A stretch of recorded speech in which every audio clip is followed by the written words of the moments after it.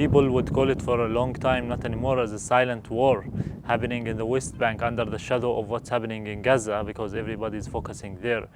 So here it's really getting more worse and worse and worse.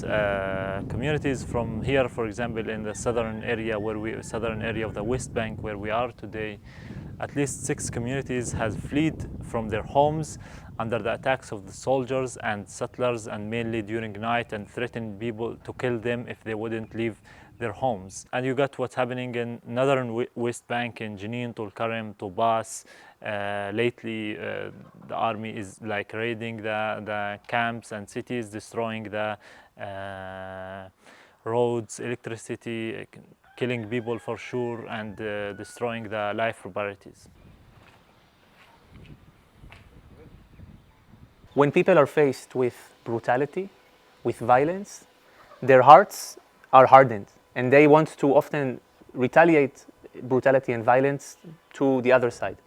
Now, there is no symmetry in my mind between Israelis and Palestinians. I have a country, I'm not living under occupation. Basel is living under a military occupation. But you can see this process happening in both societies. It's very clear. If I look at my own society, the Israeli society, after October 7th, when we faced brutality, of course, society moves to the right, to the extreme right, normalizing the most awful things. If we can see that and recognize that when it's happening to the Israeli society, what do we think will happen to the Palestinian society when it's living for decades? It's not just Gaza in October, for decades and decades and decades under a military occupation, with no political solution in the horizon. What is happening to the families in Gaza when literally every single family, I speak with people in Gaza as a journalist, people are tortured by the military. Every single family has people that died in the family, entire families are killed. Of course, it's going to create a reaction which will, if you want, of course, it can increase support for the militant groups, and it can generally make the hearts hardened and a political solution less likely, which is why we are fighting for years, for a long time, to stop, to speak about the roots of the violence, to try to say, look, this situation where you have 5 million people living in this land and they cannot vote, and they're living under a military rule, and they have no airports, and they are controlled by a military that is making their lives miserable, is unsustainable. It is creating violence. And if you care about Palestinians, and if you care about Israelis, then you have to help us end it, because there is no other way forward. And I think German people especially need to understand this. They declared 14 out of 20 of our communities as a firing zone area. Also, it happened in the 80s, the same years almost, they start with the settlements policy. So they, like with one signature, make the living of the Palestinians in these 14 communities that it has been for hundreds of years illegal. And the Israeli army bringing their tanks and bulldozers and guns and soldiers doing trainings among Palestinians' homes in this area is a legal thing. Like that, because we are under military control, and we don't choose any law, we don't choose anything. It's just a commander that can sign and change the law as he wants, basically. And another thing, which is the demolitions process. Demolitions of our homes, our schools, preventing us to have access to clean water, and if we do, they will cut the pipes, preventing us to have schools, electricity, and for sure, us as Palestinians who's existing here, we try to do this, and we fight to get this, like to build a home. Even if they destroy it, we rebuild it. If they destroy the school, we try to rebuild it, and in very hard conditions. But we are existing here, and we want to continue exist, because it's the only piece of land that we have. It's the only community that we have, and we want to continue living on it. So we are, me and Basel, pretty much the same age, and we found a lot in common, because we have similar values and similar interests. And we were also born not far away. Like, I was born in Beersheba, which is a town, it's like 25 minutes away from here. But everything in our lives is different.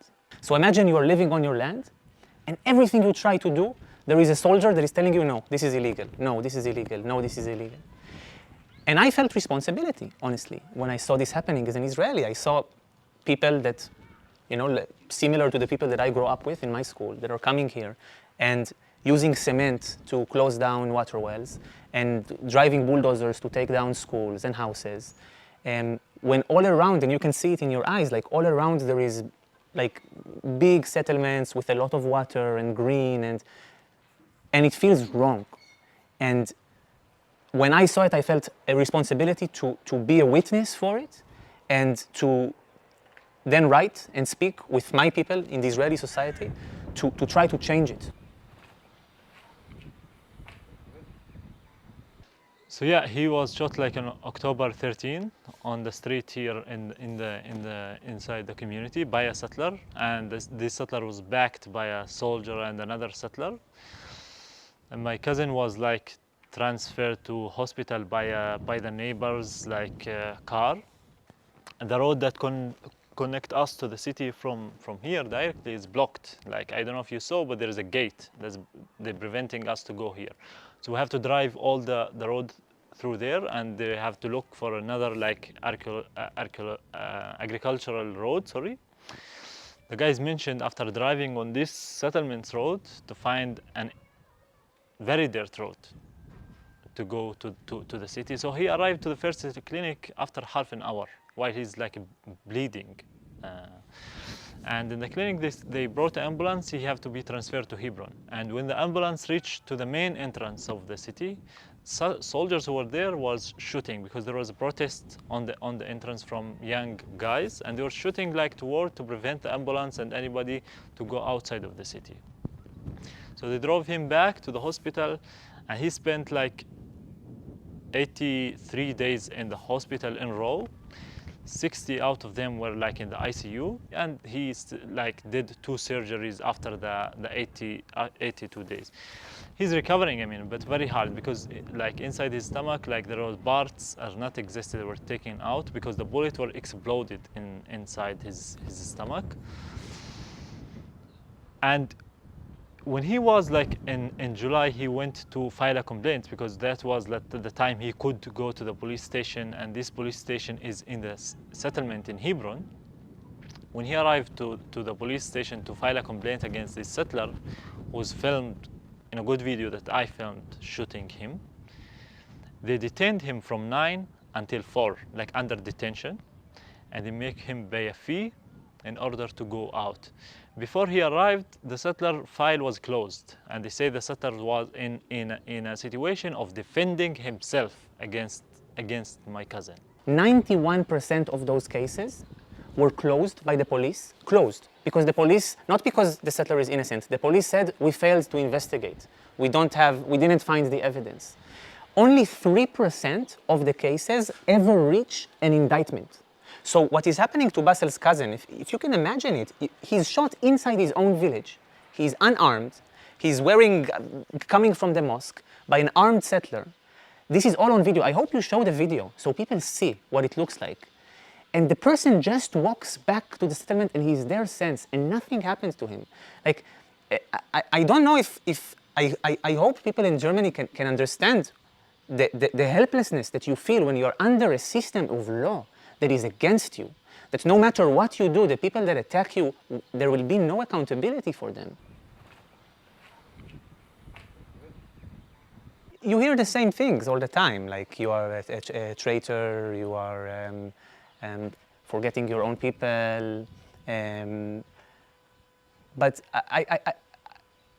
I think this is wrong because my motivation is love and care for the people that live here, for first of all for the Palestinians and first of all for the Israelis, for both. Like, I think there needs to be a political solution so that there can be a better life for the people who are here. There will be mutual security if there is security for both people, and mutual justice if there is justice for both people. The values of the solution needs to be a recognition that the Palestinians are not going anywhere, Israelis are not going anywhere. There needs to be an equality between those people, and it can be a 2-state solution, Palestine and Israel. It can be one binational democratic state. It can be a confederation solution. The solutions are there.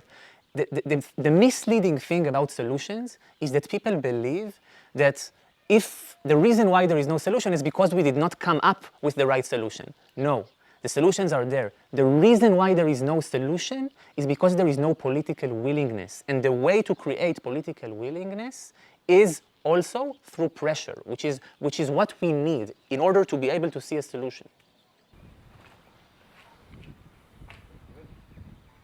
What happened in Germany was sad, to be honest, for me. And we have to be criticized for calling for a ceasefire, and I called for Germany to stop arming Israel and sending weapons to Israel. And that was a call also by the UN, not just by me, and which is we as Palestinians calling for a long time. If I think of October 7th, 3 people that I knew were killed. Part of my family in Romania, many of it was killed during the Holocaust. And I felt disgust that, when you're using the word anti-Semitism to silence criticism of Israel, maybe you don't agree with it, it's fine. And if people are not agreeing with what we said, I want to encourage them to come watch the film. Really, we made the film so we can have a conversation with people, so we can affect people, so we can maybe change your mind, maybe you change our mind. But to use this word that I think Germans should use very lightly because of your history, to silence criticism, to silence people who are protesting, calling for a ceasefire, is emptying it of meaning. And because it's real, because anti-Semitism is real, and it's rising today, it's rising on the right, it's rising on the left, to hear people like politicians in Germany use that word against an Israeli, to me was really appalling. And it actually led to threats that I got on my life, and my family had to leave their house for quite some time because there was a mob of people that came to their house. For me, it's really dark. The darkest moments I see, really people, I don't see any hope today, to be honest. I look and I'm afraid from the future. And people around me the same, feeling the same, that they're very afraid. You have just a few 100 meters away from us, hundreds and thousands of militants, militias, Israeli settlers who's going with their guns, entering our communities. They shot my cousin in this street, just back here, and they shot other people. They destroying properties, they burning your home. If you try to do something, you will be shot, maybe by settler, by soldier, doesn't matter today. All are the same. I mean, living in this situation for a year, what do you think? People, and the BA is very weak, to be honest, and Israelis targeting, making it weak, taking the money of the people. No salaries for teachers who's at the school, no salaries for doctors who's there serving the hospital. Why? Because Israeli minister decided to steal the money. It's our money, it's not a gift from them to us. It's a money that they take from our taxes. It's a money that people working to get this money, and they're so easy. They sign this signature and they're taking the money of the people. And people who don't have work, they don't have money. So what do you think? And you have Israel always have impunity by international community, by the US, mainly by US, Germany,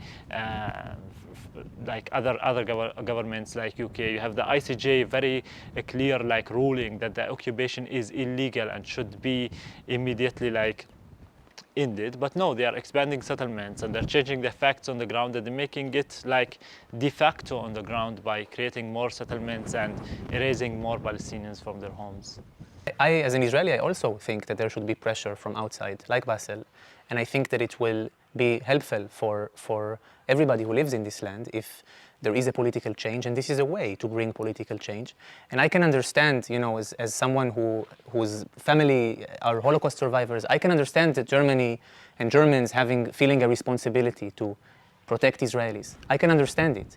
And I think that what I hope German people will realize is that by using those leverages, by setting conditions to Germany's support, Germany has not even recognized the Palestinian state. This is, to me, how can you not even recognize a Palestinian state? You are not sanctioning the settlers that are clearly committing war crimes, and you're doing this why? To help me? This is not helping me. This is not helping any Israeli or any Palestinian that understand, again, that the only way forward is ending the occupation and having some kind of equality in this land.